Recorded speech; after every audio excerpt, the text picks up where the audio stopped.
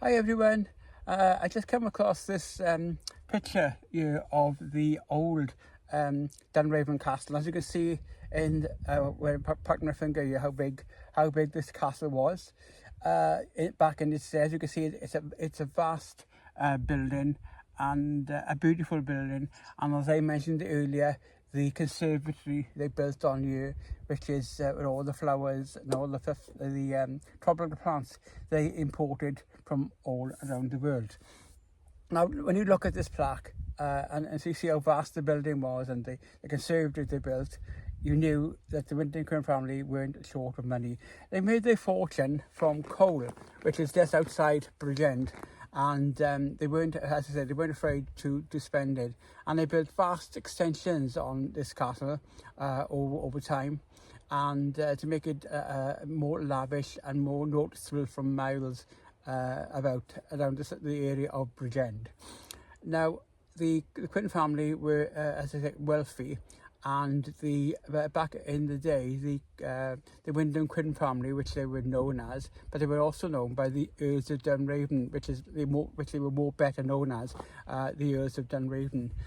Now, the ravens, which you associate London with, on the Tower of London, and the ravens on top of there, the Earls of Dunraven donated them to Queen Victoria back in the day, and they were a gift to Queen Victoria from the Earls of Dunraven, and which is quite. So every time you go to London and you visit the Tower of London, so and you see the tower, on the raven on top of the tower, you'll be able to think to yourself, well, I know a bit of history about them, and we know where they came from. They were donated by, of course, the Wyndham Quinn family who lived at this castle.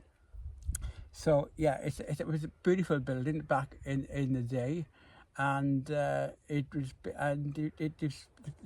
just kind of to read on the notice about what it was. But first of all, it was a massive building, and the Earls of Dunraven wanted to improve on the building and build whatever else they wanted to build on top. But the reason why the building is no longer here is because the extortion of the building then had so many problems with the council. The council kept knocking back their plans to do what they wanted to do here, and the council kept knocking it back. So the owners decided to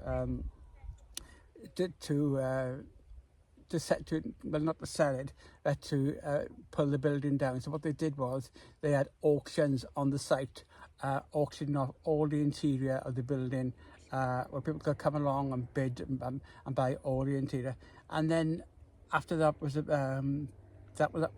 done, he pulled it down brick by brick, stone by stone, and actually pulled it down and demolished it, and